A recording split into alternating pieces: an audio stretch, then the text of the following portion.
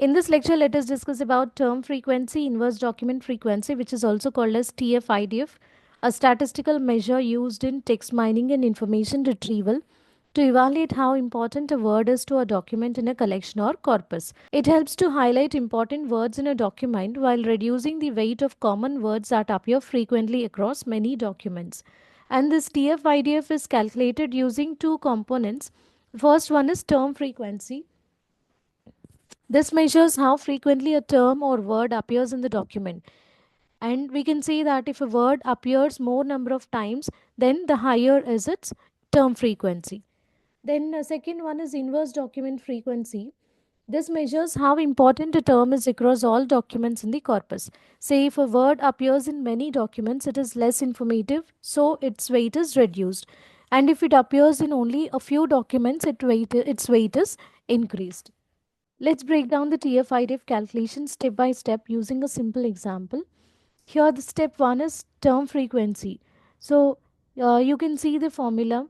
It mainly measures how often a word appears in the document to the total number of terms present in that document.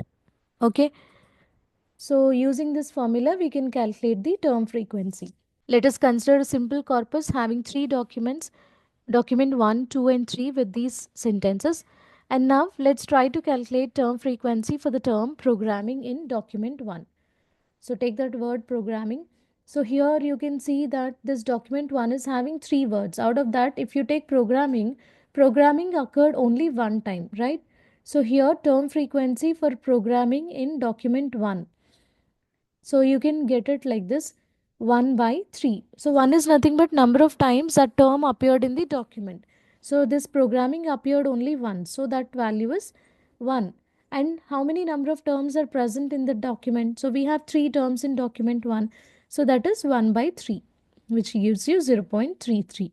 Now let us calculate inverse document frequency, which measures the importance of a term across all documents in the corpus. So words that appear in many documents are less informative. That is, they are less useful for distinguishing between the documents. So this inverse document frequency downweighs the terms, those terms. So if you see the formula here, it is nothing but total number of documents by number of documents containing that particular term. So let us take the corpus, and now again we are using the same corpus for the three documents, and we are taking the term programming. So here you need to check the total number of documents containing this term programming. So if you see this, in every document this word programming is existing, right? So here programming is existing 3 times in all the documents. So we can write it like this. So formula is total number of documents. So how many documents we have? 3. And number of documents containing the term. So how in all these documents programming term is present. So that value is also 3. So from this we got this IDF value as 0.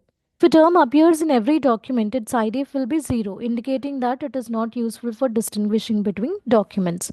Step 3 is calculate TF-IDF. Now we have both TF and IDF values, using which we can compute TF-IDF with this formula. So for the term programming in document 1, TF value is, so here TF of T comma D, T value, term is programming and D is document 1. So this value was already computed before. Then IDF value for programming, so just now we calculated its value is 0. Now we got this TF-IDF value as, so you need to multiply these two values, right? TF value and IDF value. So value is 0. Here the word programming doesn't provide much information in this corpus since it appears in all the documents, which is why its IDF value is 0. Let's calculate TF-IDF for other terms also. So we are taking other terms in the vocabulary I, love, fun and ease. So these 4 terms are present. So for that, we are focusing only on the first document here, document 1, in all the 3 terms, for all the 3 terms, and these are the values which we got for document 1. So in the same way you need to calculate for remaining 2 documents also, document 2, similarly document 3. After this, we need to construct the TF-IDF matrix.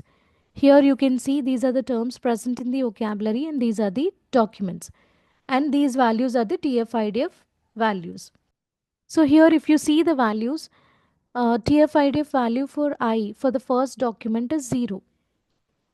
So I for the first document 0. Similarly for document 2 and 3 also we got zeros. So you just calculate those values. Then coming to the word love. So love in document 1, TF-IDF value is 0.058. And programming. So programming it is 0. So TF-IDF value is 0.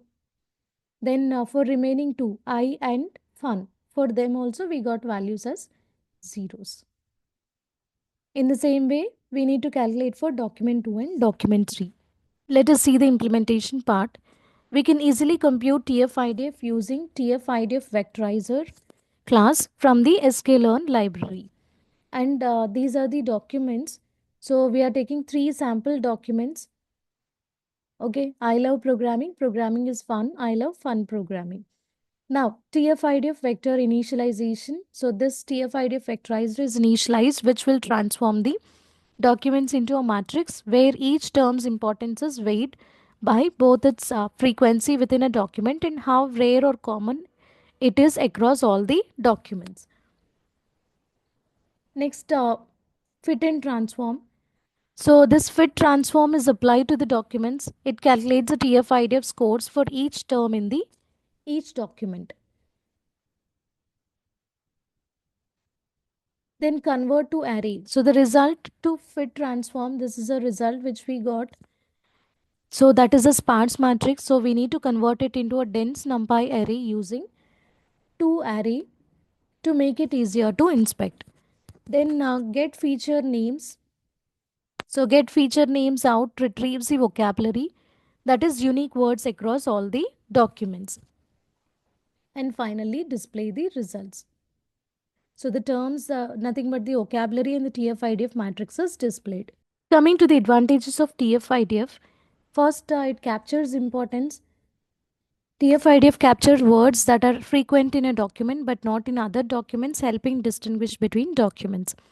Then stop common words. So it downweights common words like the, is, because their IDF is low. And flexible. So this TF-IDF can be used in various NLP tasks like text classification, information retrieval, and document clustering. And the disadvantages are, first is it ignores word order. So just like bag of words, TF-IDF also ignore the order of words and may lose context.